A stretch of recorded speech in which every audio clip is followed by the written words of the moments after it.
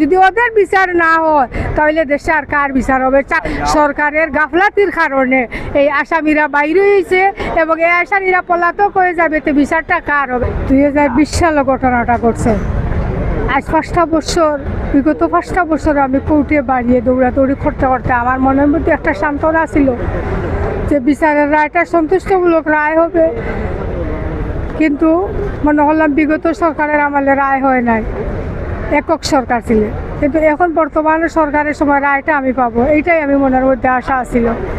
আপনারা দেখেন প্রথমে নুমান পলাইছে, সে উঞ্চি ফ্রান্স আছে তার ফ্যামিলি নিয়ে।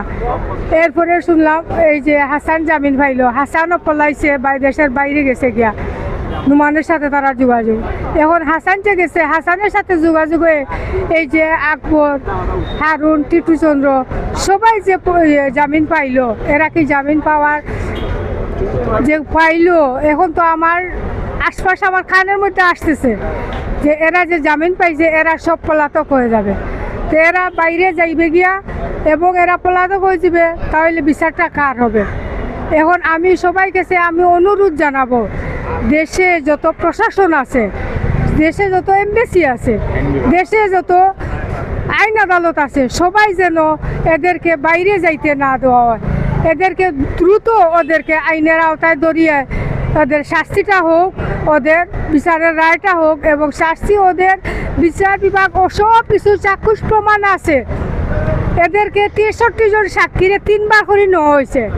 বিগত জানুয়ারির 15 তারিখ আগ্রিমেন্ট হয়ে রায় হওয়ার ঘোষণা, কিন্তু ওই জায়গায় একটা বছর ওই যে গাফলাতি করিয়া তারারে সময় দেওয়া হয়েছে, এই সময়ের কারণে, সময় বিলম্বিতর কারণে এরা জামিন পাইছে। এখন আমার খানে স্পেশালি খানে আসতেছে, এরা হাসান আছে এখন বর্তমানে কিতা কই কারণে ফ্রান্স, এই হাসানের সাথে এরার যোগাযোগ আছে এবং এরা সবাই পলাতক হয়ে যাবে। এখন আমার সবার কাছে আমার অনুরোধ, প্রতিটা এয়ারপোর্টে, প্রতিটা থানায়, প্রতিটা জেলায় জেলায় এবং প্রতিটা আইন আদালতে যেন ওদেরকে বাইরের দেশে যাইতে না দেওয়া, এবং আইনের কাছে আমি অনুরোধ করব যে ওদের জামিনটা বাতিল করে ওদেরকে আইনের আওতায় আনিয়ে বিচারটা যেন রায়টা হয়, সুষ্ঠু বিচারটা, ওদের ফাঁসির যেন রায় হয়।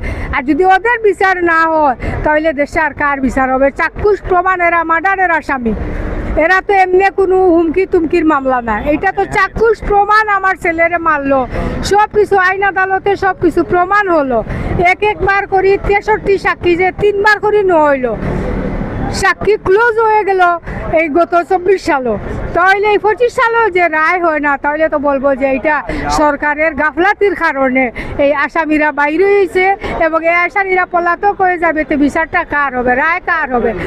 কোর্ট আইন আদালত মানুষের বিচারের জন্য, এটা তো শুধু কাগজে কলমে খাতায় লিখিত রায়ের জন্য না।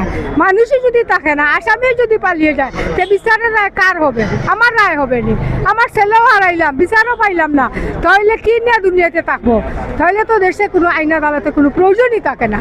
তাই সবার কাছে আমার অনুরোধ, দেশবাসী সবার কাছে আমার অনুরোধ, যাতে এই আসামিদারে দরিয়া আবার জেলা জোতে রাখা, এবং আমি প্রতিটা জেলায় জেলায়, প্রতিটা আইন আদালতে, প্রতিটা হাইকোর্টে, কোর্টে, কাছারিরে সবার কাছে আমি অনুরোধ করব, এদের জামিন মঞ্জুর না করিয়া ওদেরকে আবার আইনের আওতায় আনিয়া শাস্তি ওদের দেওয়া হোক, এটাই আমার অনুরোধ। ধন্যবাদ।